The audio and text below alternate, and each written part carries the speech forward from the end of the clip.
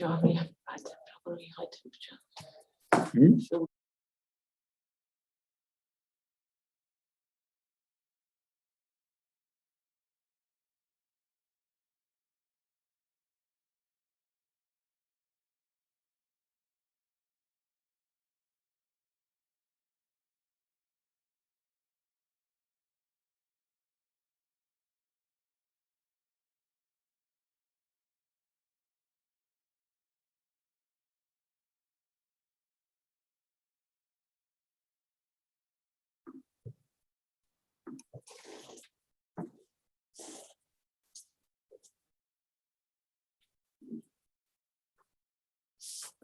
okay.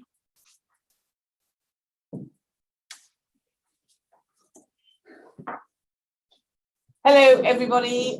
Good afternoon. Sorry that we are a little later than we planned, but thank you for waiting. So I'm going to hand over to Seb just to do a little bit of an intro and talk about our last couple of days.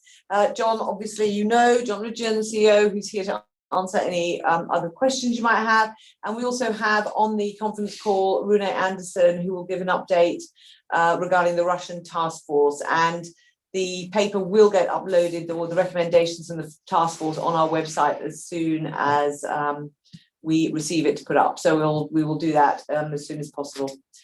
So, Seb. Jackie, thank you very much. And John, of course, is here to answer any questions I don't want to. I'm delighted you're all. I'm sorry to keep you slightly waiting. Council days are never an exact science, but and they've been two good, long and detailed council sessions. I think probably the main focus, amongst other things, but the main focus was really on competitions. And I'll talk a little bit about that in a moment, if I may. But we, as a council, discussed our usual range of issues. John gave the headquarters update, and we looked at all the operations within the structure, but we've also just finished with a discussion about Russia, the regular report that we get from the task force. Rune Anderson, I know, is joining us on the call this evening. And we also looked at the bidding process, which has now become very much more interactive. And I'm delighted to report that we do, across all our coming events, the major world championships, we have really good interest being expressed by some really great global cities. And that's a combination, I think, of two things. First of all, our sport remains very popular, but it is also testimony, I think, to the new approach that we have taken with our bidding processes, which goes way beyond just athletics, but into those marketing arms of cities and even at governmental level as well.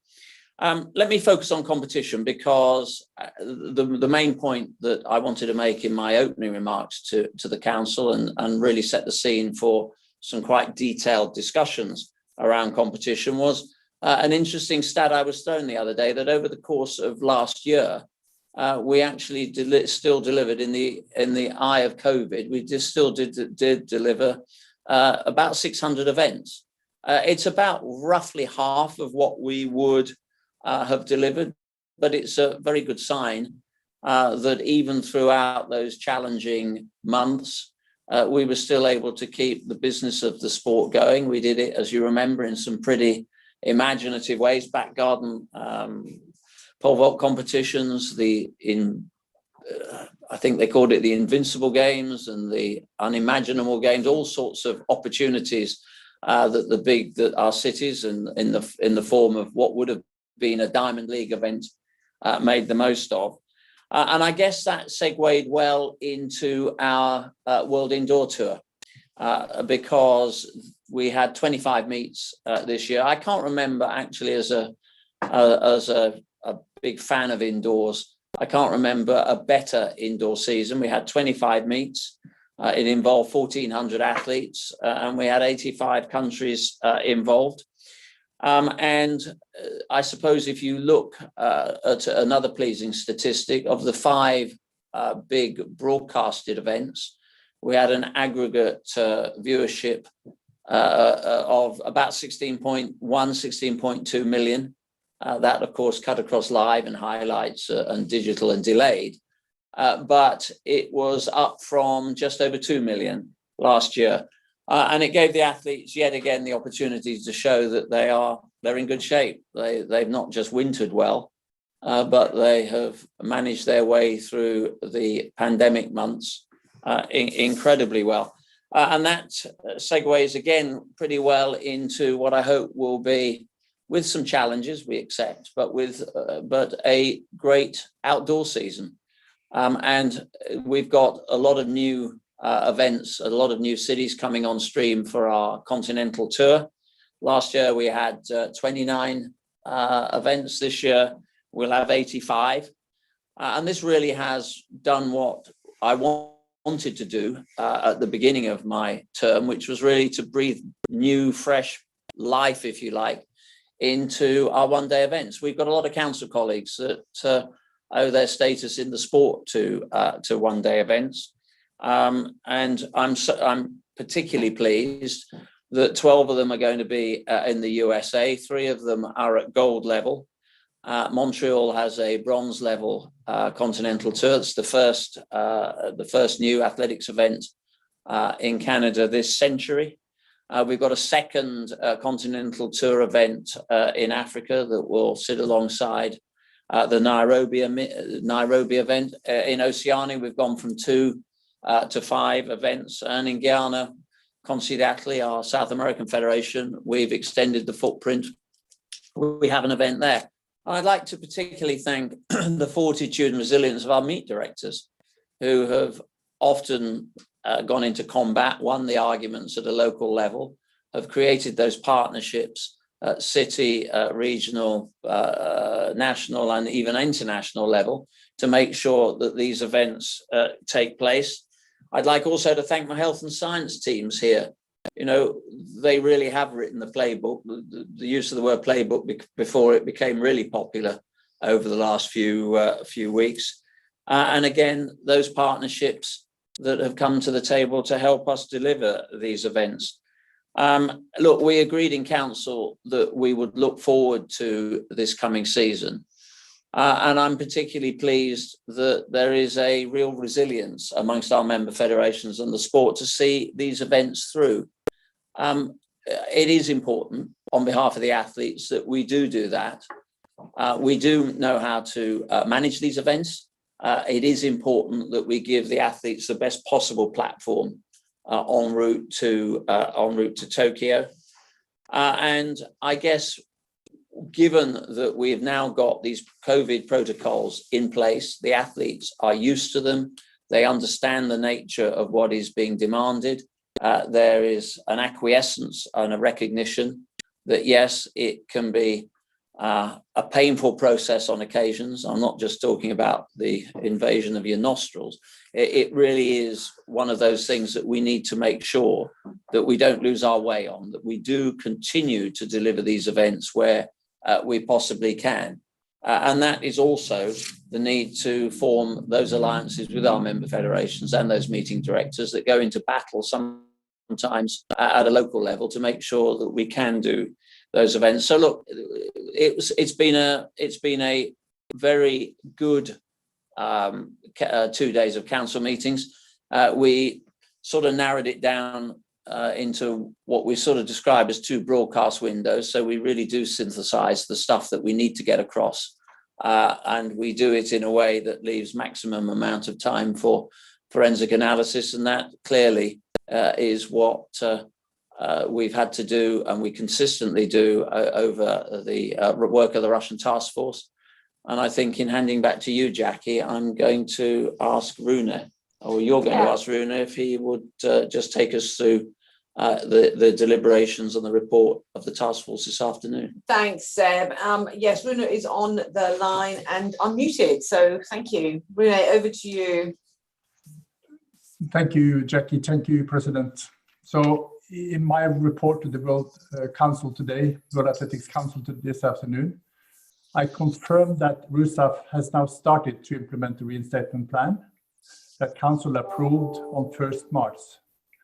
That plan was produced by the Rusev Reinstatement Commission with the support of international experts and signed off by the Russia Task Force. I emphasized in my report, and Council members clearly agreed, that getting the plan into place is just a start, and it won't mean anything unless Rusev now carefully and consistently completes all of the enormous work that is required to implement the plan and to put in place the enduring change in culture that Russian athletics so desperately needs. The President was clear that he wants the task force to monitor that work carefully and to report back to Council immediately if the expected progress is not achieved. The task force is well equipped to do this because the plan includes a detailed roadmap for implementation, including detailed KPIs and milestones for each objective, and set deadlines to complete different tasks. In addition, we now have international experts on the ground in Russia to act as our eyes and ears and to report back immediately if the plan is not being implemented as Rusev has promised. In the meantime, Council has accepted the task force's recommendation to allow authorized neutral athletes to start competing again in international competitions, subject to a cap of 10 for the Olympic Games and for any World Athletics Series events. As a result of that decision, the Doping Review Board will start accepting applications for ANA status immediately. Council was clear that the ANA program depends on Rusev continuing to meet all the milestones for the implementation set out in the reinstatement plan. Subject to that, however, Russian athletes who can meet the specified criteria will be able to compete again on a neutral basis in international competitions. Thank you. Thank you, Rune. So I would like to just throw it open to all of you for questions. If you could add them into the chat. I know it's painful, I know, for you guys because we're going to talk. But if you wouldn't mind just putting those questions in the chat and we'll go through them and answer them.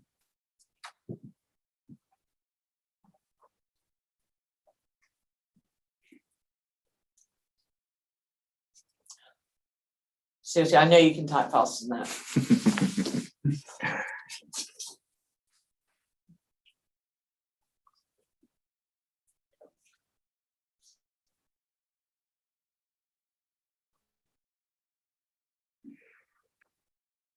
And while we're just waiting, just to let you know, the Russian the task force report will be up on our website within the next 15-20 minutes. So.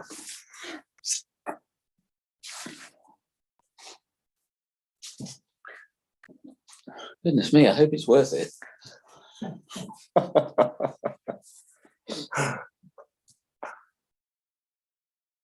John, is there anything you'd like to say? Well, just that I'm so looking forward to Olympics. And that's an excuse to take my mask off as well. Thank you. Well, just really picking up and building on what Seb said, that 2021 is the year where competition fully returns, albeit, of course, safely, and that's important. But there was a huge amount of energy going into competition. We've seen a really, really successful World Indoor Tour with some stunning performances and some Herculean efforts made by the meet directors to make sure the events actually happen against, ongoing COVID challenges.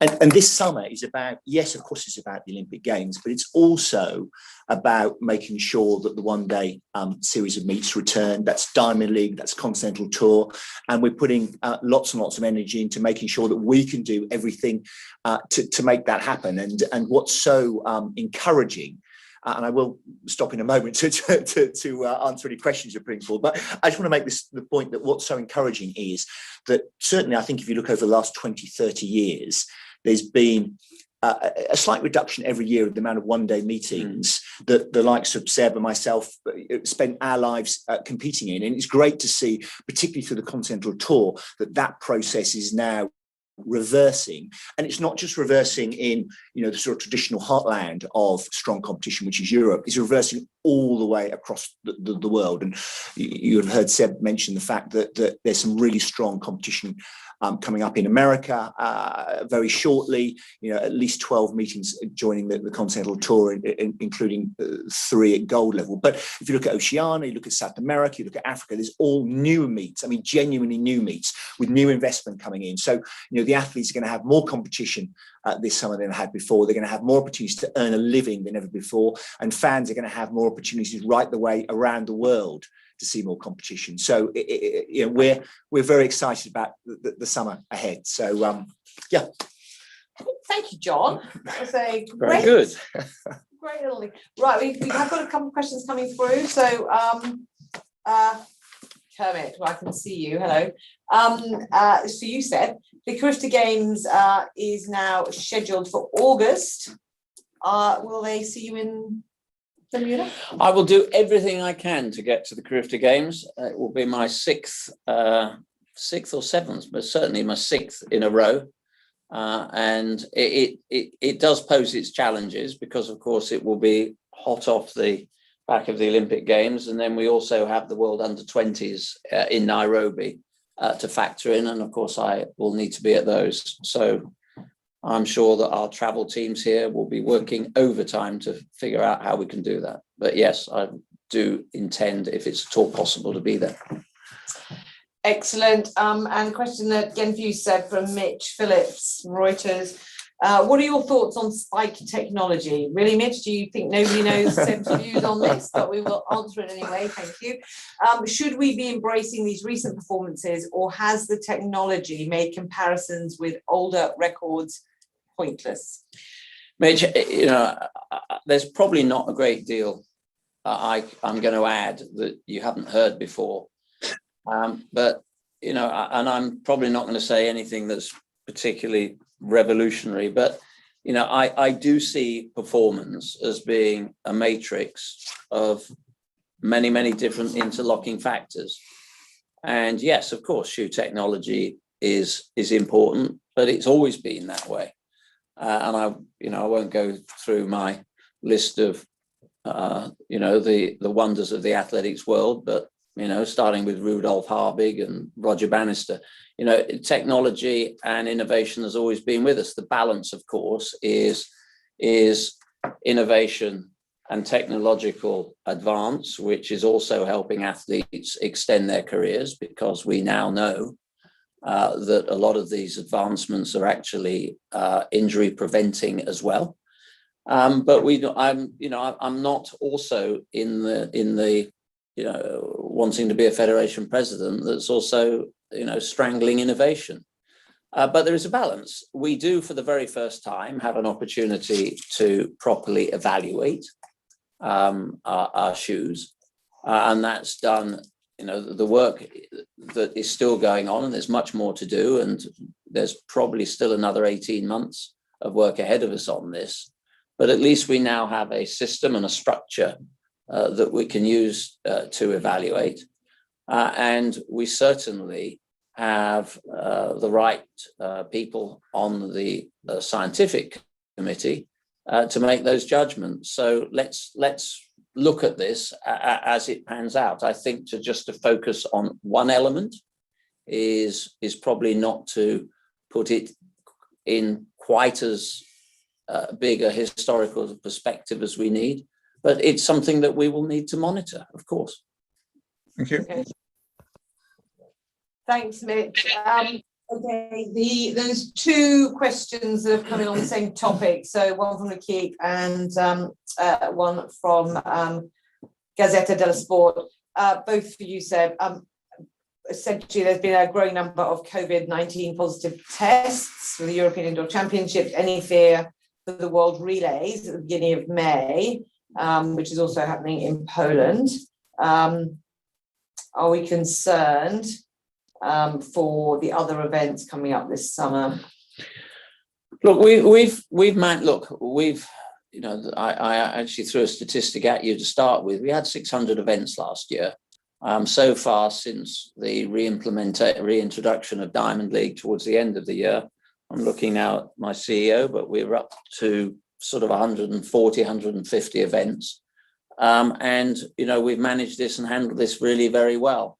On the specific issue around the European Championships indoors, which I was at, our health and science teams are currently talking to European athletics to understand more about the specific protocols they used in their championships, and to understand not just on behalf of our sport, but on all sports, because we have taken the lead role in terms of the stuff we've done on outbreak prevention, on the management of those events, and we've done that well. So I welcome our health and science teams' opportunity to discuss with European athletics, the nature of the challenge they confronted and whether there are things that we should be taking from that.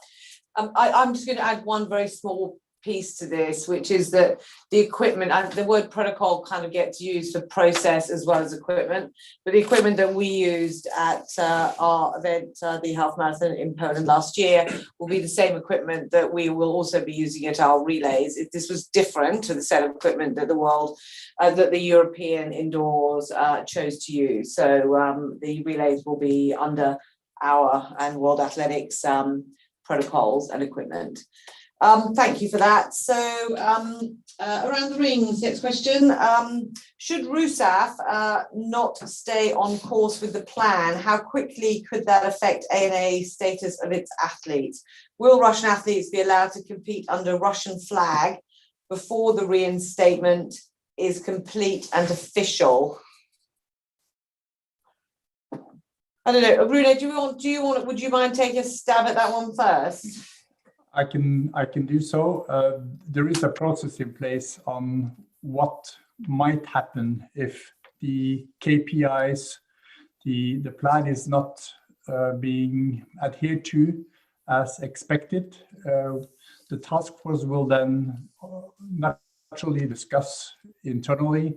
We will give a recommendation to the council. And of course, it is about the nature of the breach of the KPIs that we have to look into. So this will be a process that we will work with Rusev, the Reinstatement Commission, to resolve.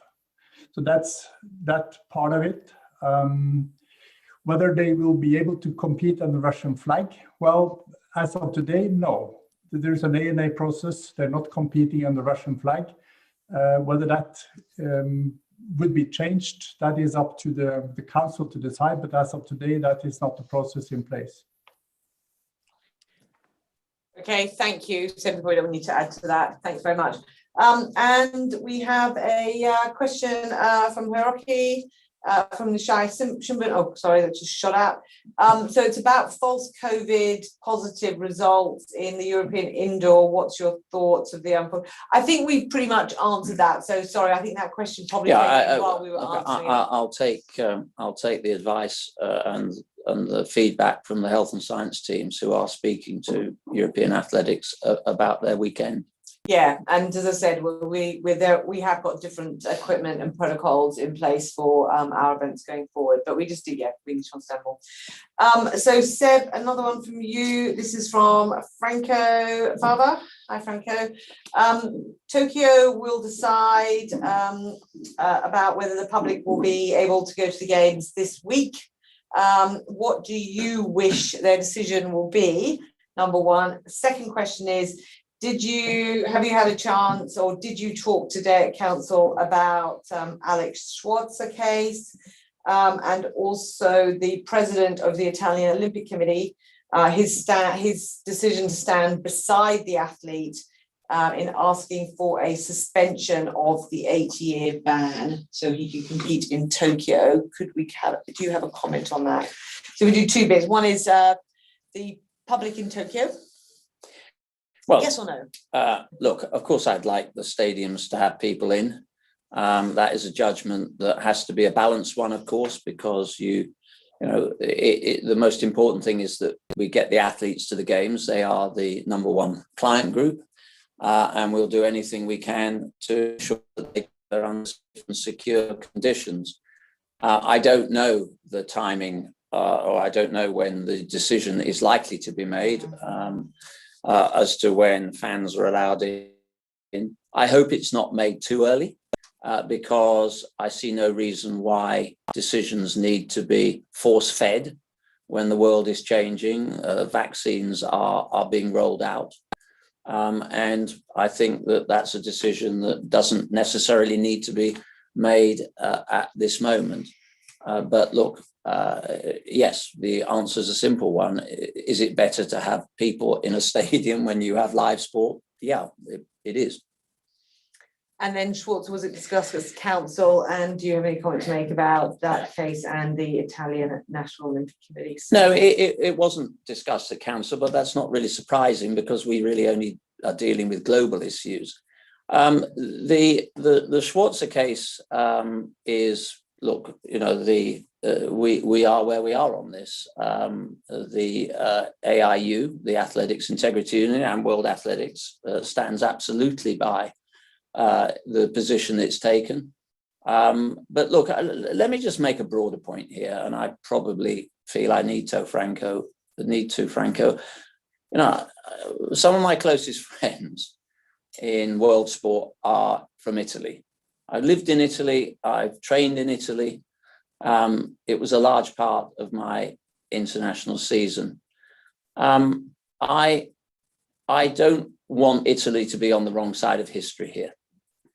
The issue is clearly one that is exercising Italy, and it is important that we stay very firm and very resolute here.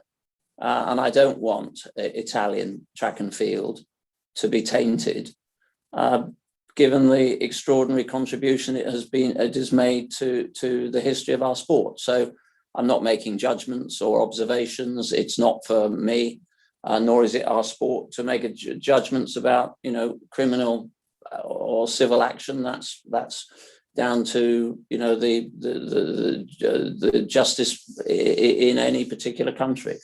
But I just hope that people recognise that this is an important issue and that history will be unkind. Thank you, Seb.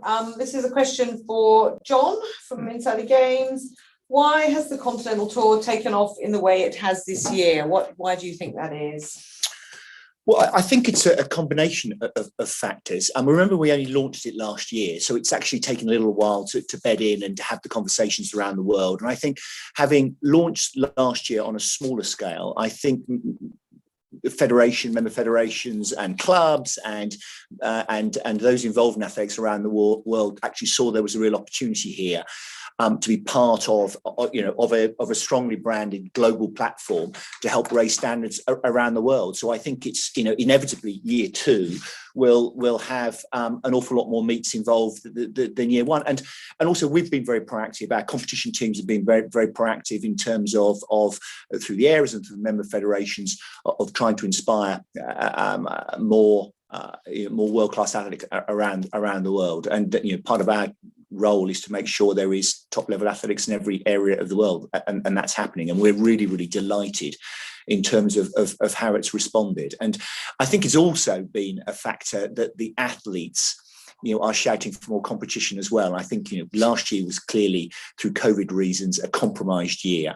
They've trained well and they're raring to go. And so the athletes are also pushing their own federations to create more top-level competition because they want to be able to compete locally as well as internationally. But, you know, it's just the start of the process, and, you know, we have got great ambition to build the Continental Tour at gold, silver and bronze level over the next few years, to live alongside the Diamond League, which is also another really important product, you know, outside of championship athletics. Thank you very much. Right, James Ellingworth from AP. How soon do you expect the Doping Review Board to issue ANA status for athletes? It's been a lengthy process in the past. Will they be competing again in time for the start of the Diamond League season in May? Probably one for you, Seb. It is, and yes, we will start that process. Look, it's arduous. work. The doping review panel worked long hours to do this. They've done it successfully in the past, and the process is underway. And it's really, in everybody's interest now that the council have accepted the reinstatement plan. That was continued. The judgment we made about ANAs was contingent on the quality of that plan. The task force has given confidence to the council that reinstatement plan is substantive and will take us in the right direction. And so the decision today to move ahead to re-implement the ANA status is a good one, and we'll try and do that as quickly and as sensibly, but as carefully as we can. Great. Okay. Thank you, Seb. And the next one is from Gareth Hughes. A number of sports have had safeguarding issues in the last year. Gymnastics has issues in the USA and the UK, and most recently football yesterday in the UK. How robust are world athletics safeguarding policies? This was discussed at council. So yes, it was, and understandably, because for every sport it's now a big issue, and it has been it's been an issue rising through the hierarchy of judgments. All sports have to make. Look, the Athletic Integrity Unit does have a platform for athletes or anybody concerned in this area to make overtures to them, and they will be followed up, and there's no question or doubt about that. What we're really now working on is embedding those standards through our areas, our continental associations, our member federations, and of course many of them already have them, and also making sure that they are equipped to be able to deal with these challenges. So there's a lot of ongoing and detailed work that is taking place, and we were in a good position yesterday to be able to look at that a little more forensically within the remit of the council, but just to go on pushing in this area because it's a very, very important one. Thank you.